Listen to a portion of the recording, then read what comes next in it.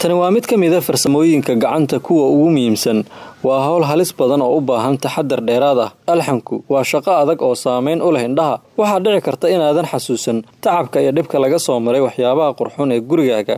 sida ganjeelada midabeysan ee guriga kugu yaala iyo maskaxda ka dambeysay intaba kaliya ma soo saaraan waxyaabaha cusub ee waxay kaloo dayactiraan wax walba oo ka samaysan bir duqowday duugowday ama jabtay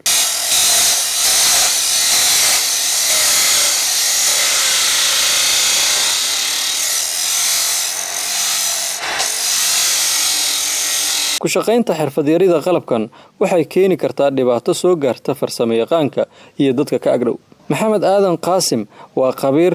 hawshan ku soo guda jiray muddo 15 sano ah waxa ka sheekeynayaa qatarta mararka qaar ka soo wajahda qalabkan hawshan alxamdulillah ma sha Allah tabarakallah waqti ayaan ka shaqeynayaa ilaa muddo 15 sanadood gudaha dalka gobolada muqdisho ee 5 sano kaga shaqeynayaa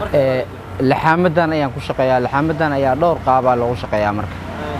mar albaabadaas lagu sameeyaa mar daaqadaha lagu sameeyaa mar geelooyinka lagu sameeyaa hawlo badan lagu qabtaa saameyn badan baan kala kulanaa waa mashiinaan ku shaqeynaa koronto marka khatar badan waan kala kulmay xagga indhaha emergency haduusan imaanin inta kale waad ka ladantahay laxamada markay saa u baxayso bixitaankaas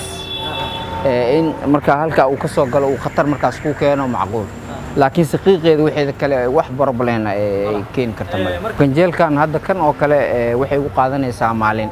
kaliya maahan alxanka kan u baahan in laga taxadaro halistiisa waxa kale oo isna laga taxadaraa rinjiga oo afka iyo sankaba laga ilaashado si looga badbaado halista uu xambaarsan yahay